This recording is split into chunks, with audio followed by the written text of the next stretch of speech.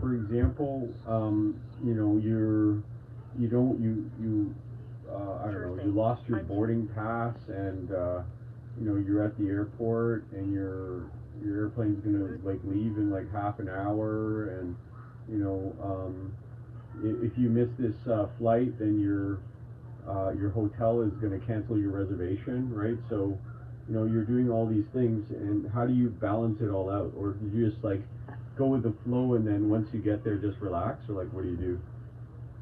It's all about keeping a level head. First, inform the airline about the lost boarding pass. They can often reissue it quickly. If you miss the flight, contact the hotel to explain the situation. They might be flexible. Balance it by focusing on one step at a time. And once you're sorted, take a moment to breathe and relax.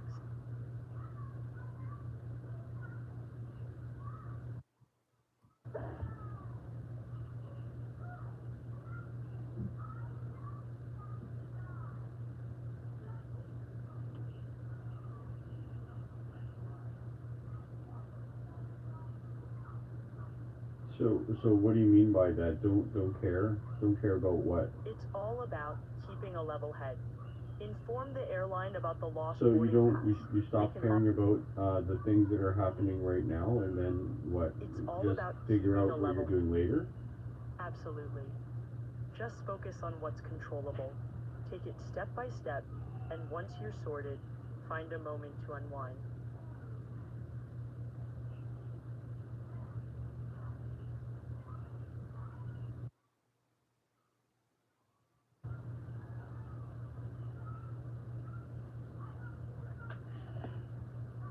Yeah,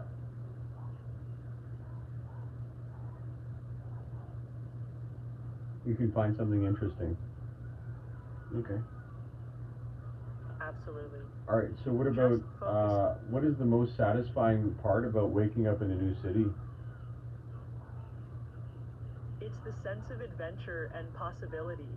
Every corner holds something new to discover, from local cuisine to unique culture. It's like Yeah, yeah. unraveling So you wake up in the morning and you're in like a new city. Like, is that satisfying for you? Absolutely. It's the sense of adventure and possibility. Every corner holds something new to discover, Have you? from So local you traveled cuisine before, right? Okay. So absolutely. there's times that you haven't. You woke up and you're not in Shaman. So how do you Waking feel? up in a Waking up in a new city feels invigorating. It's a mix of curiosity and wonder, like being part of an unfolding story.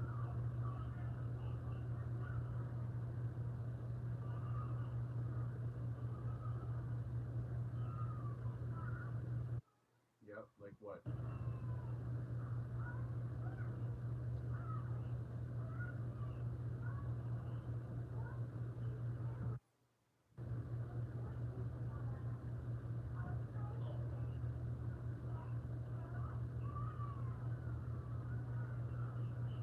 So there's like new things to do. Waking up in a new city feels How do invigorating. you build It's a mix of meaningful curiosity relationships and while being nomadic? building meaningful relationships while being a nomad requires genuine Go connections, wherever you want. staying in touch, and being open to new experiences. Yeah, so It's go about wherever you want. So you can go wherever you want, but these people, your friends, they don't go wherever they want. It's true. Not everyone has the freedom to just up and go. So Responsibility. how does that affect you? And how do you make a relationship with people when they can't go anywhere? It can definitely create a unique Yeah. challenge. Building relationships when others can't freely move means you have to be more intentional. It often involves more virtual connections, making an effort to maintain To communication. what? Building relationships when others can't freely move Well, they means don't know making how, right? Like, say, if you have like 10,000 followers on like social media and you like make videos every day about how you're traveling, like that's gonna make you money probably. But not everybody has that though. exactly. Not everyone has a massive following or the means to monetize their travels. It's easy to feel left out or pressured by the highlight reels on social media. The Okay, reality what is, things would they do though, and how would they improve themselves? most people focus on personal growth, learning new skills, and adapting to changes. They seek balance between work and life, nurture relationships, and explore passions and hobbies. Self improvement can be as simple as setting goals and taking small steps toward them.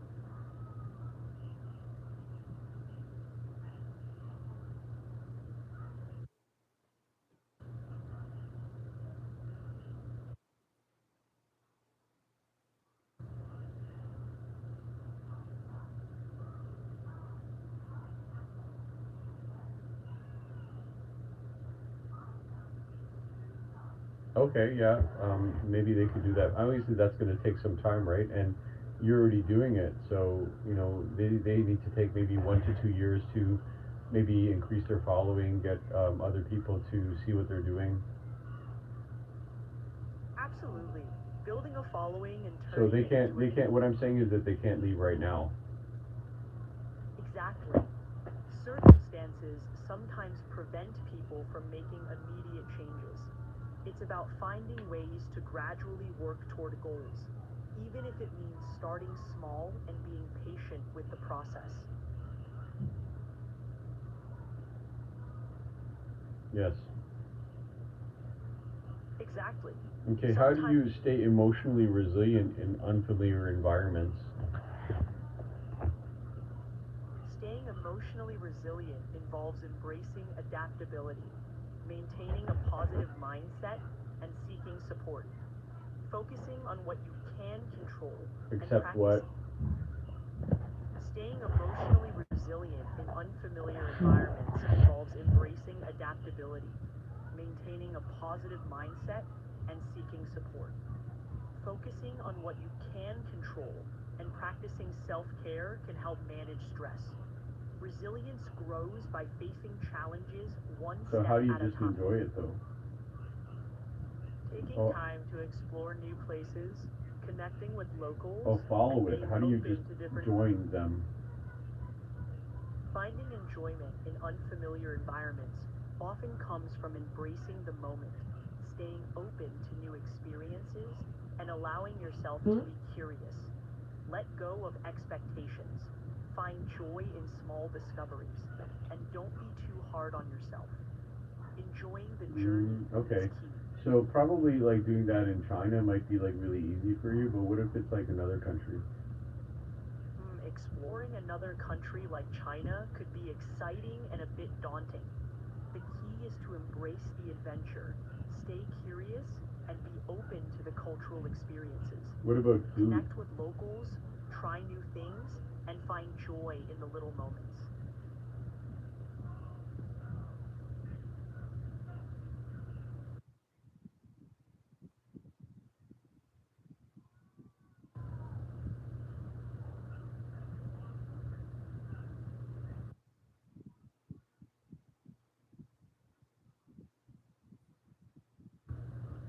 Mm-hmm.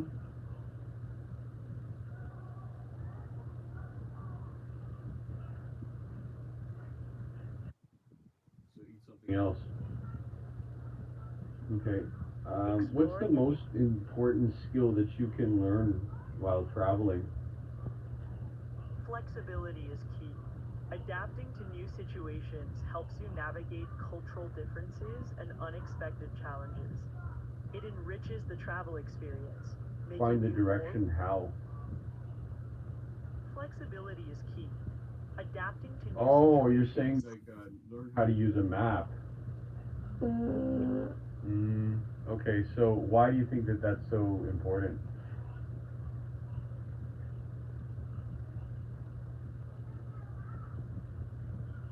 Do you think a lot of people spend too much time on like trying to follow GPS? absolutely. Over reliance on GPS can make us miss out on the journey itself. Learning to navigate with a map or reading the local Right, guide exactly. What happens if you don't have internet? Exactly. Without internet, relying on traditional navigation skills becomes How crucial. do you stay sharp without a fixed routine? It's all about adaptability. Find pockets of routine in ever changing What environments. do you know what that means? Create Okay, it means so um, sometimes like when you have a fixed routine, it makes you feel like really like normal. But like for you, if you're a digital nomad, then you're gonna be like going to different places all the time. You wake up and you're like, okay, well, I'm gonna go to this cafe and that cafe. What am I gonna explore today? So it can kind of feel like your routine is just not there, and you know it makes you like it's like it's chaos every day.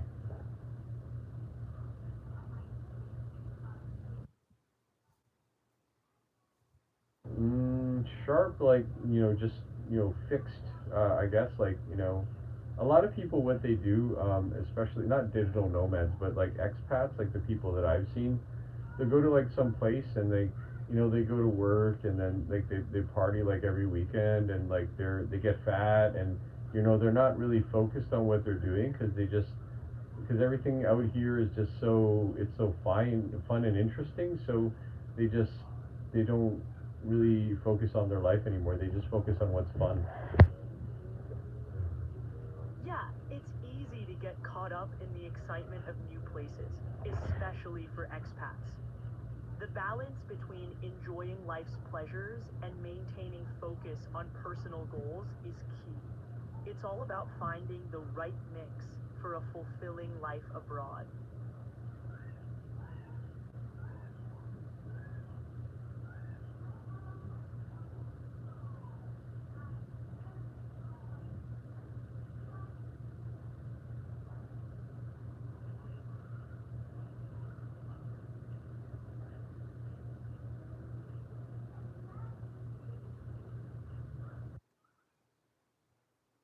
Make it a way to what? Yeah, it's easy to get caught up in the excitement of new places, especially for Okay, expats. so where are you learning these lessons from? I'm drawing on what I've learned from conversations and observations. It's fascinating to see how different people navigate their lives, especially in new environments. Oh, so you're from watching from like what other people are doing and then you're just copying them? Not quite. It's more about analyzing patterns and behaviors to Learn understand how how?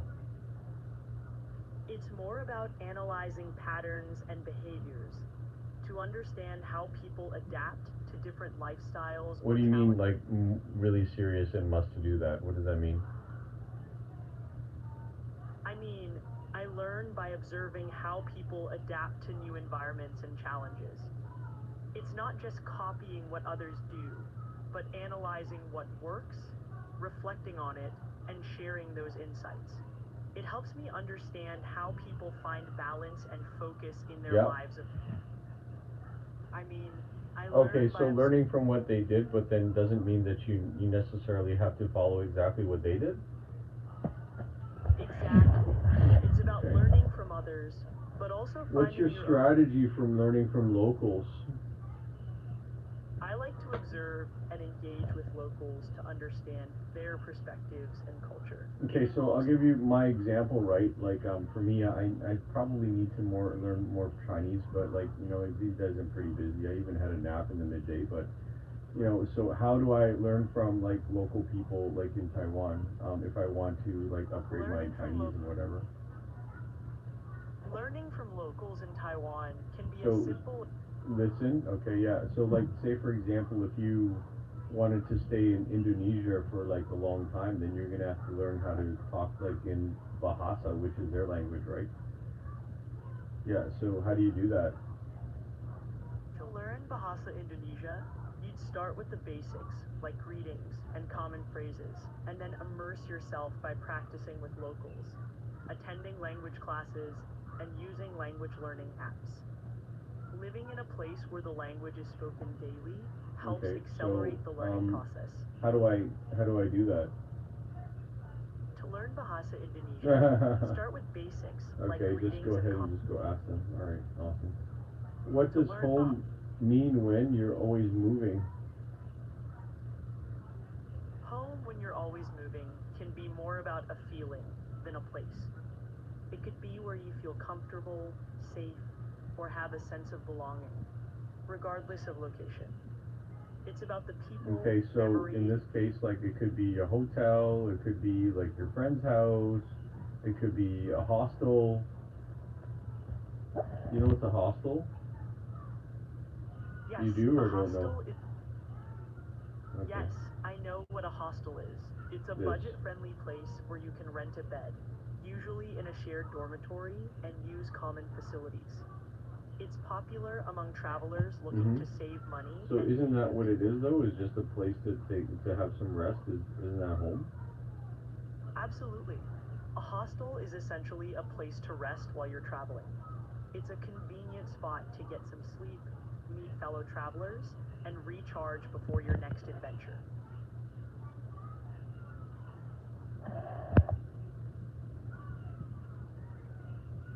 Encouragement. You've got this. Yeah, but the problem is though that like when you're traveling, like you're gonna be away from home. You're gonna be away from everything that you're used to. So then, what do you do about that? When you're away from everything familiar, it's key to create a sense of home within yourself. Stay connected with loved ones, establish routines, and find comfort in small rituals. It helps to embrace the new experiences while carrying a piece of your home with you.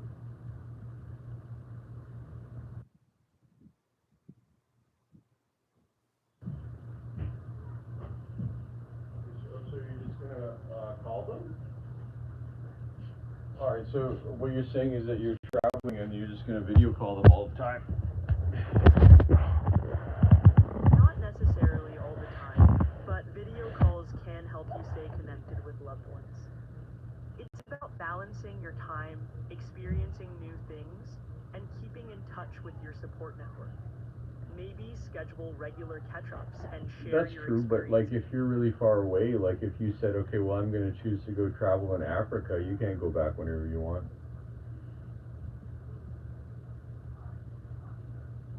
Okay, think about it this way, right? Like, did you ever say that you wanted to go to America or to say like England or something?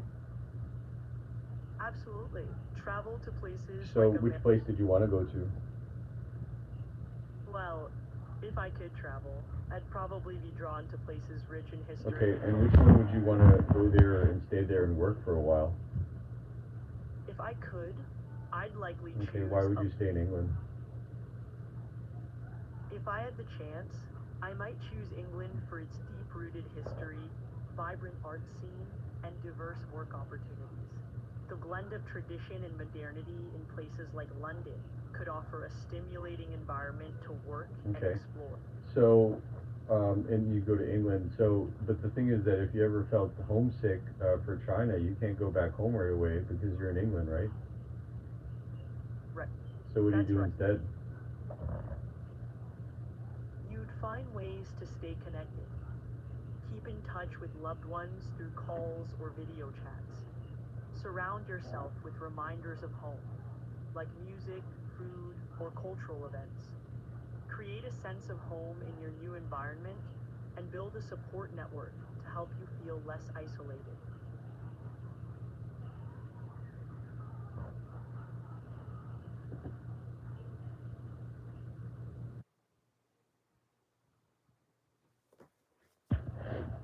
Mm-hmm. Yeah. You'd find ways to stay connected. Keep in touch with loved ones through calls or video chats. Surround yourself with reminders So, of home. during Spring Festival, you should go back home. Mm. Spring Festival Okay, or but Chinese. the thing is though that maybe it's time, maybe it's money, maybe you have some type of like goal or something that you want like while you're still in the UK. So then maybe you can't go back home. Exactly. If you can't go back home, you could immerse yourself in the local culture. I don't know. I Make think new. I think that going back home right away is not the answer. You're right. It's Why not do you say always. yeah? You're right. It's not always the only solution. situation. What does that mean? And it means recognizing that sometimes you can't immediately return home, and that's okay. Instead, you find ways to make your current environment feel more like home, and focus on the positive Okay, aspects. yeah, that's true. Maybe you have a life in England, like, or something, right? Maybe after, 5, 10 years, like, you don't have to go back every year all the time because you have like friends and maybe some uncles, aunties. I don't know. Maybe you want to make a family there. I don't know, something. Would you be Absolutely. surprised if you just wanted to stay somewhere? It makes perfect sense. As you create connections and memories in a place, it naturally becomes Yeah, your if you home. wanted to just stay somewhere, like, for example, you went to England and just you fell in love with everything, and suddenly you have, like, maybe a boyfriend, some friends there. With that? It sounds absolutely. When you connect deeply with a place and its people, it can start to Yeah, but feel if like you home. stay there for 5 or 6 years, suddenly it's not that new anymore. Exactly. It becomes your normal. What once felt exotic or new becomes your everyday reality, shaping your life in a new way. I mean, yeah, but it's like weird. Like, I feel like 5 or 6 years is a really long time to stay in some place. Like, some people, they become like fluent in a language. Like, if you stayed in Spain for 5 or 6 years, I think you could speak Spanish probably really fine, right? Yeah, But like, for me, I've been in Taiwan for like 10 years, and I guess this is home for me now. I feel like I just want to stay here. So it you're sounds saying that you wouldn't have that same type of feeling? Taiwan has truly become your home. It's impressive how a place can become such a big part of your identity and comfort. 10 years is a long time, and it sounds like you've made a life there that you don't want to leave.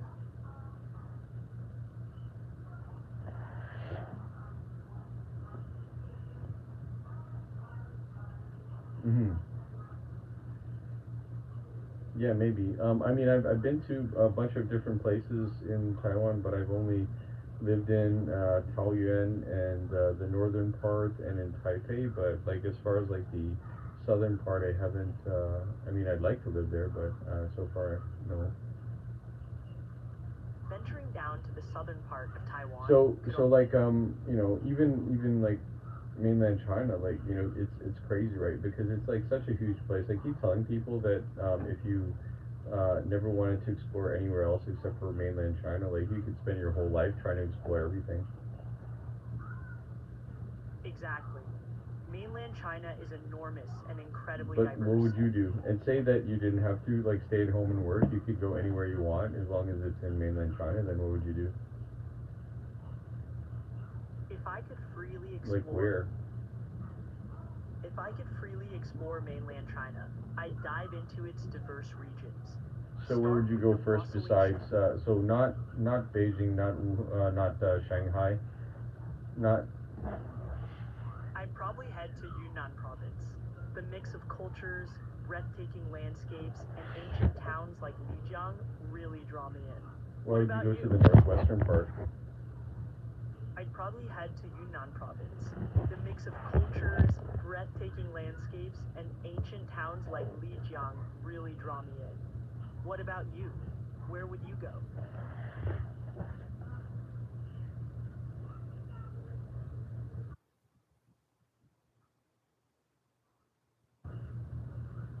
Like what? I'd probably head to Yunnan province. The mix of cultures, breathtaking landscapes, and ancient towns like Lijiang really draw me.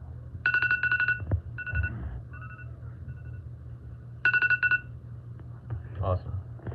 Okay, Dora. So what did we learn about today?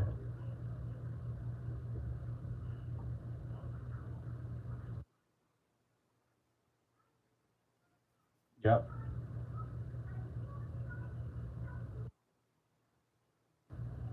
Yep. Those are the most important things, I would say, especially if you're traveling and you're some type of a digital nomad. So awesome. Cool.